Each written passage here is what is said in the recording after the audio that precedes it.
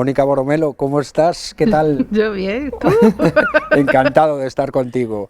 Además, en un lugar, en la terraza de las naves del Español, en el Matadero, en el que, bueno, pues tiene yo creo que una significación especial para ti, en la medida en que fue aquí donde coincidiste con Luis Luque por primera vez, con el director escénico, Sí. Trabajando en un proyecto de pequeño formato, ¿no?, para el Fringe. Sí, eso es. Aquí hicimos, justo aquí, para no sé si eran 25 personas, 30 personas, El diario de un loco, versión, la primera versión. Y luego pues desde ahí nos programaron la sala grande y ahí ya nos reinventamos ese cielo que aquí teníamos, porque claro, cuando hicimos Diario de un loco aquí, lo bueno es que no recuerdo qué hora era, porque era en verano, pero coincidía con la hora del atardecer, y entonces empezaba de día, se veía el atardecer y terminaba de noche con las estrellas. Y cuando fuimos al Matadero, eso era un poco lo que queríamos intentar reproducir. O sea, el Matadero dentro, digo, eso era lo que intentamos reproducir. Y a partir de ahí, además, se han multiplicado tus colaboraciones con Luis Luque, sí, aquí en el Matadero y en el teatro español en general. Has tenido varios proyectos muy recientes. Sí. Últimamente, vamos, si tiras 5 programas de mano al aire, en 4 aparece tu nombre como escenógrafa. Menos mal. ¿Estás ahorrando dinero para cuando vengan las vacas flacas? Bueno, ahora ya voy a tener un periodo más de tranquilidad, pero sí que es verdad que después, afortunadamente, o sea, me considero una privilegiada, que desde cuando que han abierto, como digo yo, las jaulas después del confinamiento, entre las cosas que se habían parado y que se ha retomado y los proyectos nuevos, pues no he parado, pero ahora estoy parando un poco, así que ya eso me viene bien. Entre esos proyectos, Marat Sade con Luis Luque, sí, y Las criadas también con él, El salto de Darwin con Natalia Menéndez. También supongo que es una fortuna para una escenógrafa trabajar en proyectos que a priori poco se parecen, ¿no? Sí, no, claro, esa es la gracia, ¿no?, de este trabajo. Y también trabajar con directores distintos, aparte de los ya mencionados, en fin, has trabajado con muchos otros, sí, Fernando Soto, David Serrano, también directores muy distintos. Sí. ¿Se pliegan a las, en fin, sugerencias de un escenógrafo los directores escénicos? Uf. ¿O tienen muy claro por dónde quieren caminar ya ellos? Pues no y que sé. tú camines como consecuencia, claro. Claro. Hombre, yo siempre intento acompañar, o sea, no sé, hay mucha manera de trabajar, o sea, hay maneras de trabajar muy diferentes, de director a director, y yo cuando he sido ayudante, que he sido muchas veces ayudante durante muchísimos años y de muchísima gente, tanto en Italia como aquí, pues a mí me ha servido justamente para eso, para ver la manera diferente de trabajar y de contar una historia. Y es verdad que lo de plegar no sé si es pero sí que es verdad que claro, a mí casi siempre lo que me pide, o sea, a mí cuando me ofrecen un proyecto lo primero que digo es pásame el texto y a ver qué veo ahí, ¿sabes? Que muchas veces me equivoco. Claro. Pero claro, ahí está un poco, creo, el juego de hacer un trabajo de grupo, de estar con un director primero y luego con un equipo artístico que va sumando ingredientes a esa historia que queremos contar, y yo casi siempre, si no siempre, al final creo que el resultado, lo que sale siempre es el resultado de muchas conversaciones y de muchas negociaciones. Y son duras. Pues a veces sí, a veces no, a veces son demasiado fáciles. De hecho, a mí nunca, o sea, lo que me pasa es que de hecho hay algunos directores que se lo digo, que cuando me aceptan la primera propuesta soy yo misma que le doy la vuelta porque no me parece bien. O sea, la primera propuesta, es verdad que la primera intuición siempre es buena, pero se le puede dar una vuelta, porque es verdad que una obra, desde cuando tú la lees hasta cuando se estrena, crece muchísimo. O sea, ahí se va sumando el trabajo del director, el trabajo de los actores, los ensayos, lo que sale ahí, cuando empiezas a ver las luces, cuando entra la música. Es que claro, hacer una propuesta para mí, lo más importante es que no sea una propuesta mía, sino que sea de la obra, porque es que si no, no sirve para nada. He hecho escenografía que a mi juicio eran muy bonitas, pero la obra no funcionaba, porque por el motivo que sea, y ahí se han quedado en el recuerdo mío y punto. Hablabas mucho del texto, ¿siempre es así ese proceso? Cuando lees el texto, a partir de ahí tú ya estás creando y generando un espacio en el que te gustaría ver ese texto, ¿o prefieres que el director escénico, en fin, te dé unas pautas para no aventurarte por caminos que luego a lo mejor No te son. quiere cerrar y te va a conllevar cierto enfado a lo mejor? Sí, no, bueno, yo creo que no lo sé, pero que soy bastante, ¿cómo se dice? Colaboradora, Sí, en el sentido sí. que eso que...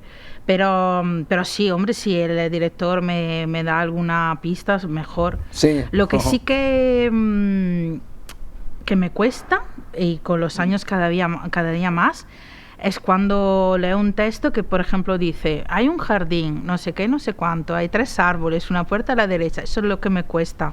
O sea, reproducir lo que cuenta ahí. Porque en un texto, o sea, en una historia siempre busco más la atmósfera que lo que es la descripción, digamos, tal cual del espacio. En clave más realista, que eso ya últimamente no tendéis a ello, casi ningún escenógrafo, ¿no? Sí, depende, son hacer... fases.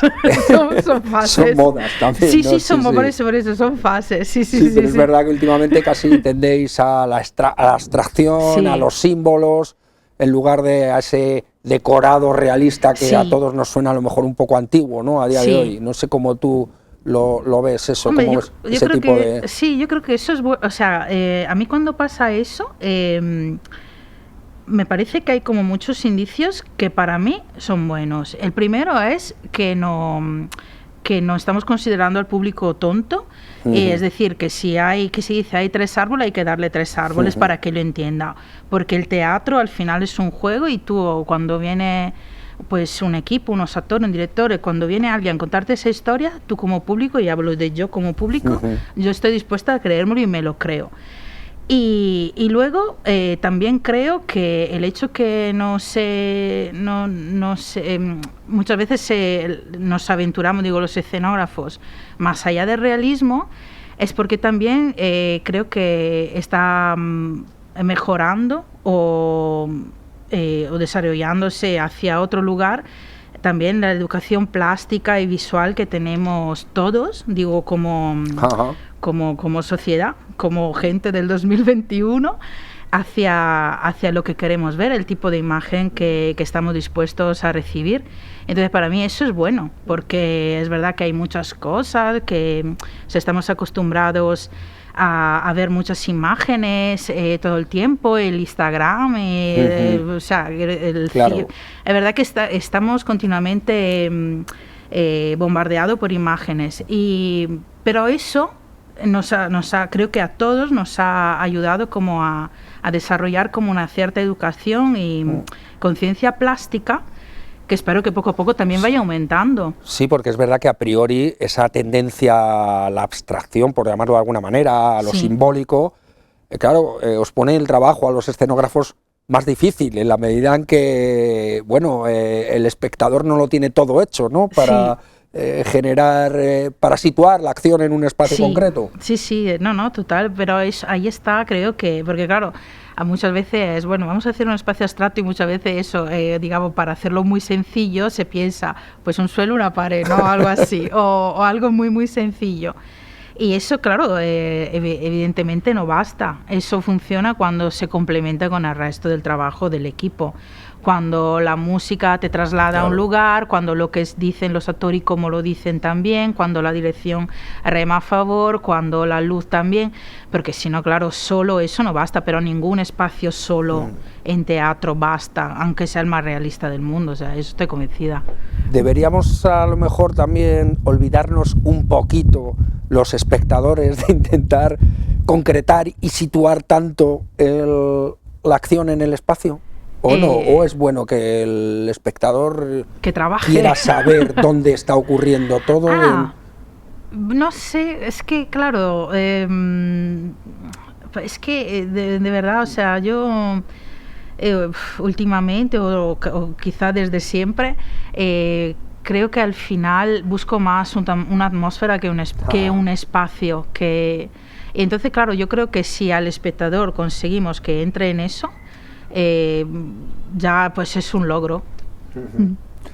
Yo no sé si los escenógrafos tienen su propio estilo o quizá no sé. El mejor estilo de un escenógrafo es no tenerlo, en la medida en que, bueno, dice mucho de su capacidad para adaptarse a las exigencias de un director, ¿no? Y de una propuesta que cada vez va a ser diferente. Sí, bueno, no sé si tengo un estilo, dímelo tú, porque no lo sé. Yo es verdad que hago escenografía muy diferentes, por ejemplo, eso, hablando de la que decías, el salto de Darwin, o Las criadas, o el mismo Marasade, evidentemente son estilos completamente diferentes, pero a mí me dicen que se me reconoce, no sé exactamente dónde, pero se me reconoce, entonces entiendo que sí que tengo un estilo.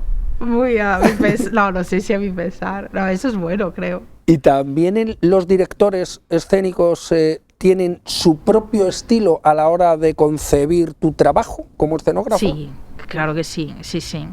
¿O tiene más que ver con su temperamento y su manera de ser que con su visión, digamos, plástica de la...? Hombre, que eso es muy importante porque, claro, dependiendo cuál es la apuesta plástica que el director quiere hacer, pues tú vas en esa dirección también.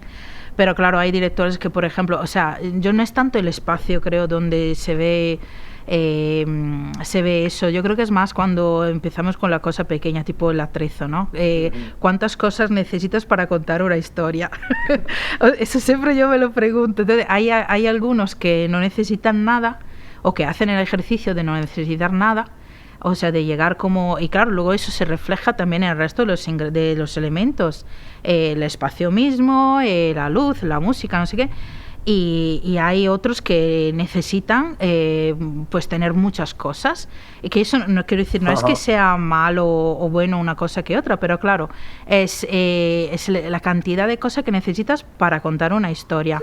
Y eso, claro, pero a mí me gustan las dos vertientes, porque claro, son dos maneras de trabajar diferentes, pero que tienen como mucha, para mí, mucho valor tanto una como otra, porque claro, o sea, a veces yo creo que siempre tiro al minimalismo, pero no es verdad, porque a veces me sale en un espacio hiper barroco, y de verdad creo en el barroco bien hecho, o sea, que el barroco en el sentido de meter cosas.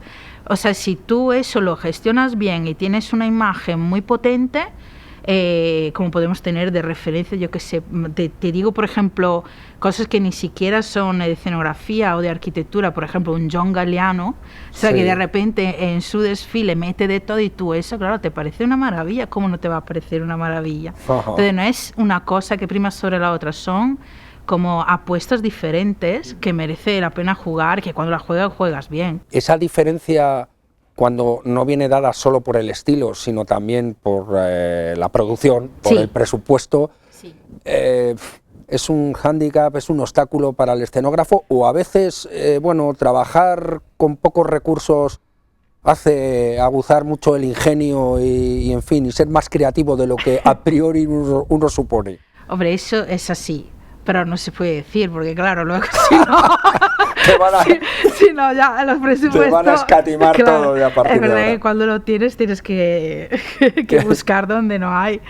Hubo una época que, así riendo, yo decía que ya en la plataforma de la construcción, que es un almacén de materiales de construcción, pues ya me conocían, porque, claro, cuando estaba trabajando, sobre todo en el off, entre materiales que son baratos, que pueden ser mallas de obras y no sé, cualquier cosa, que pero eran baratos y servían para tener ahí materiales que no podías permitir, pues una malla de obra sustituye en un momento dado una gasa, ¿sabes?, con otras características y tal. Entonces, claro, sí que es verdad que hubo una época donde ya yo pues era la reina de trapero de mouse y de la plataforma de la construcción, y sigo siéndolo, pero sí. Mejor que haya posibilidades, ¿no?, de todo tipo. Sí, pero es que, claro, luego creo que llegas a un lugar donde ya o sea, es verdad que el dinero es muy importante, el presupuesto es muy importante a la hora de pensar un proyecto en una dirección u otra, pero también es importante ver qué imagen quiere y cómo llegar ahí, porque a veces se pueden hacer como cosas muy vistosas con muy poco.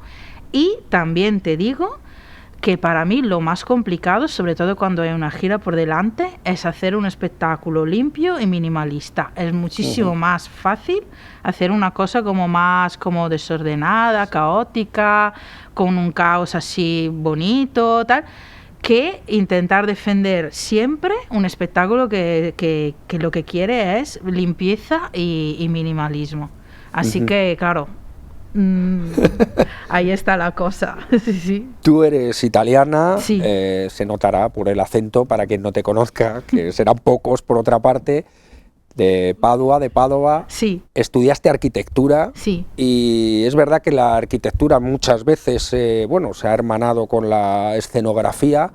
No sé si en tu caso fue una cosa ya premeditada cuando estabas estudiando, o fue todo más casual lo de terminar vinculándote al teatro. Fue un flechazo. Porque yo estaba estudiando arquitectura y claro, yo en ese momento tenía como 21, 22 años. No tenía ningún vínculo con el teatro, y un día pues me invitaron a ver una obra que era de teatro social, que era muy especial porque prácticamente contaba la historia de una tragedia que hubo en Italia, en el Vajont, que es un valle donde construyeron un dique, pero sin respetar la morfología de las montañas y tal. Entonces, bueno, al final lo que pasó es que hubo como un derrumbe. Una catástrofe, ¿no? Sí, y lo que pasó es que esta montaña que frenó dentro del agua del dique, y el agua provocó una ola tan grande que se llevó todo el pueblo que estaba por debajo, y hubo como 2000 muertos. Y entonces el productor y el actor que contó esa historia la contó en esa parte de montaña que se había derrumbado dentro del agua. Ahí encima montó un escenario al aire libre y contó esta historia. Y claro, a mí me impactó tanto, pero tan sumamente tanto, que dije, claro, es que yo quiero esto. Pero estaba haciendo arquitectura. Y entonces, claro, ahí fue como, vale, voy a terminar, porque así también mis padres, ¿no?, se quedan tranquilos y tal. Pero mientras, pues ya se me había metido ahí un poco la cosa, claro, como actriz no valgo. Y entonces, claro, veía claro que el camino era un poco lo de la escenografía. Y entonces, cuando terminé, empecé a trabajar en un estudio de arquitectura, y mientras fui buscando cosas, y me fui luego a Génova a hacer un máster de arquitectura del espectáculo. Y a partir de ahí, pues muchas ayudantías, trabajé en Italia, sobre todo en Génova, pero también en otras ciudades, en Roma, en Milán, no sé qué. Y luego pues ya me vine aquí. ¿Te viniste aquí? Sí. Creo que más o menos por los años de la crisis. Sí, eso es. Un poquito antes. Sí, eso que es. Luego te viniste a la crisis de aquí. Exacto, o sea, sí. No, me salí no de una. bien. De hecho, claro, yo me fui diciendo, bueno, claro, yo cuando vine aquí era todo maravilloso. O sea, claro, era como en plan que todo fácil, nadie se quejaba, pero duró muy poco. ¿Y teatralmente había muchas diferencias entre lo que conocías a la hora de trabajar en Italia y el teatro que hacíamos aquí? A nivel de cómo funciona, digamos, el engranaje teatral, no tanto. Pero claro, en Madrid hay mucha posibilidad. En Madrid hay un teatro cada 10 metros. O sea, en Madrid es verdad que hay como hay mucho movimiento. También es una capital y eso se nota.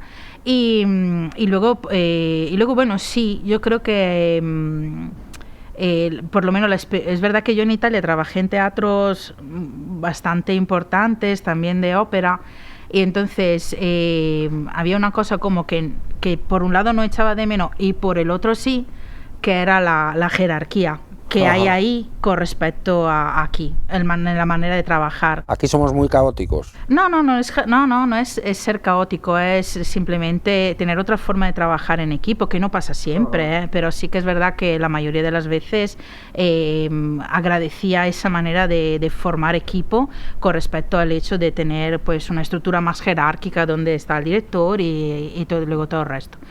Y que te digo, en algunos casos también viene bien eso, ¿eh? Por eso te digo, es una cosa que por un lado, pero por el otro a veces la echo de menos. Pero sí, lo que es el engranaje sí funciona más o menos de la misma manera. Y la calidad de las pues sí, la calidad yo te diría propuestas y de los trabajos y profesional, sí. Yo creo que sí, porque sí, porque no sé, a mí yo es que creo que, a ver, en Italia es verdad que tenemos una tradición teatral muy grande y no sé, yo por ejemplo pienso en los talleres de construcción de escenografía y algunos que son buenísimos, pero aquí también, ¿sabes? O sea, en ese sentido yo creo que también depende de lo que se pide, no es tanto de cómo se hace, porque luego las maneras más o menos se encuentran. Entonces, yo creo que en ese sentido sí que estamos ahí, sí. ¿Y tus conocimientos sobre arquitectura te permiten estar un peldaño por encima de otros escenógrafos? ¿O no es tan decisiva la arquitectura y ese manejo técnico de la... No, de hecho, en fin, de las formas para luego desarrollarlo en un escenario? No, de hecho te digo, yo al principio cuando salí de arquitectura me metí en este mundo, o sea, he tenido que hacer un esfuerzo muy grande para pasar de hacer un plan de arquitectura donde si sales tienes una puerta, a entender que claro, aquí sales y hay una bambalina, o sea que no hay que meterle ni puerta ni ventana a las cosas. Entonces, sí que es verdad que, y luego te digo, sí que yo por ejemplo como arquitecto hay algunas cosas que sí que agradezco saber y tener como un poco el control técnico de algunas historias, que luego eso siempre se gana más sobre el campo, o sea, quiero decir, haciendo, porque el teatro se aprende haciéndolo. Te lo pueden enseñar, bueno, arquitectura también, o sea, te pueden enseñar lo que te da la gana, pero tienes que hacerlo, y hasta que no lo ves, y hasta que no lo vives, y hasta que no estás en un escenario, y ves un peine, y las cosas que suben y bajan, y cómo funciona, y un contrapeso, es que eso no sé, quiero decir, hay que hacerlo. Hay mucha parte artesanal, que por cuánto carrera tú tengas, claro, hay que estar, hay que hacerlo, hay que verlo, hay que tocarlo. Pero a veces echo mucho de menos no tener esa formación que, por ejemplo, tienen algunos compañeros míos de Bellas Artes. Claro, en Bellas Artes es otra de las... Claro, ¿no? De las... por esto digo, hay algunas cosas que me vienen bien y otras que estoy ahí como un poquito más atrás. Eso os divide en cuanto a manera de trabajar o de estilo, de el hecho de que procedáis de distintos campos. Tú ves a un escenógrafo y dices, este es de Bellas Artes. Bueno, no, hay algunas cositas, sí, pero es muy no lo sé. Es que luego, claro, cada uno creo que también se construye su estilo, y también es verdad que últimamente creo que estamos en un mundo tan multidisciplinario, claro, ¿sabes? Que yo, por ejemplo, o sea, todos los años, bueno, menos el último, todos los años intento ir a la Bienal de Venecia, tanto que sea de arte o de arquitectura, y yo estoy segura que mis compañeros también van a museos, pero también se ven cosas de arquitectura y luego de performance, ¿sabes? Que al final es verdad que la formación que vas haciéndote es tan multidisciplinaria, se dice así, sí, ¿no? Multidisciplinar, bueno, es igual, sí. De hecho me sonaba mal, pero sí, claro, que eso al final, ¿sabes? Que ayuda a construir tu estilo, pero que tiene un poco de todo. Ahora, yo reconozco que cuando trabajo siempre empiezo por los volúmenes. Ajá. No lo puedo evitar, pero bueno. Estaba pensando en otro gran escenógrafo, una leyenda aquí, que es Andrea Dodorico, paisano tuyo, sí, ya difunto, con el que creo que además llegaste a coincidir, ¿no? Sí, en trabajé con él, sí. Y que también era arquitecto, sí, y que, bueno, que además pues forjó toda su carrera aquí. Sí, además Andrea y yo estudiamos en la misma universidad y en Venecia, y de hecho algunos compañeros de clase suya eran profesores míos. De hecho recuerdo el primer encuentro entre Andrea y yo fue hablándole, o sea, todo el rato dice, y este y el otro, no sé qué, porque ya no sabía que dónde habían parado sus compañeros de universidad, y casi todos eran mis profesores.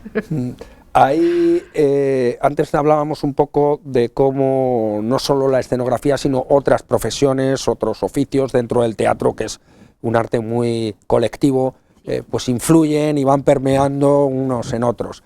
Yo creo, no sé, a lo mejor me tienes que corregir, yo siempre he pensado que el que tiene que ser un alma gemela del escenógrafo, de la escenógrafa, es el iluminador, ¿no? Lo es. Porque cuántas veces puede uno desbaratar todo el trabajo del otro y a la inversa, quizá, Sí, ¿no? sí. No, yo de hecho cuando empiezo cualquier proyecto, la primera pregunta después del director es ¿quién es el iluminador o la iluminadora? Porque es súper importante.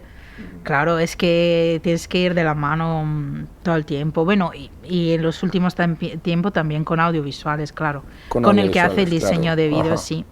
Pero que eso es fundamental. ¿No es un poquito incordio para el escenógrafo No, bueno, no. esta moda de la videoescena? No, pero bueno, ya no es, o sea, quiero decir, ya no es moda porque Bueno, creo que sí, está súper integrada. sí. No, es pues un factor más a tener en cuenta porque, claro, además creo que por lo menos a mí, como escenógrafo, lo que me interesa es que no haya ahí una pantalla de cine plantada, o sea, que siempre la videoescena se integra un poco con el espacio que hay, y también creo que los videoescenistas con los cuales he trabajado buscan lo mismo, o sea, que no se vea ahí pantalla, aquí va a haber proyección, ¿sabes? Sí. También los actores, en fin, ¿se sienten más cómodos o menos cómodos con según qué escenografías, o ellos están a lo suyo y, en fin, no...? No, hombre, claro, sí le influye. Sí. Bueno, siempre y cuando no le pongas obstáculos, claro, o sea, para moverse, pero sí. El hecho de que sea más minimalista, más barroco, en fin, ¿les influye en su manera de trabajar, tú crees, en su manera de entender el personaje y de entender lo que están contando? Yo creo que sí, claro que sí. Sí, porque, hombre, es verdad que, te digo, cuando empiezan los ensayos, normalmente, no te digo el primer día, pero casi siempre sí, se enseña cuál es el proyecto de escenografía y muchas veces también vestuario. Y ahí, claro, ya los actores tienen un poco de pistas sobre cuál es el tipo de forma que se quiere dar a la obra, porque ya ahí entiendes por dónde tira el director. Y claro, eso es importantísimo porque claro, luego influye en la manera también del trabajo que van a hacer ellos y todos, claro.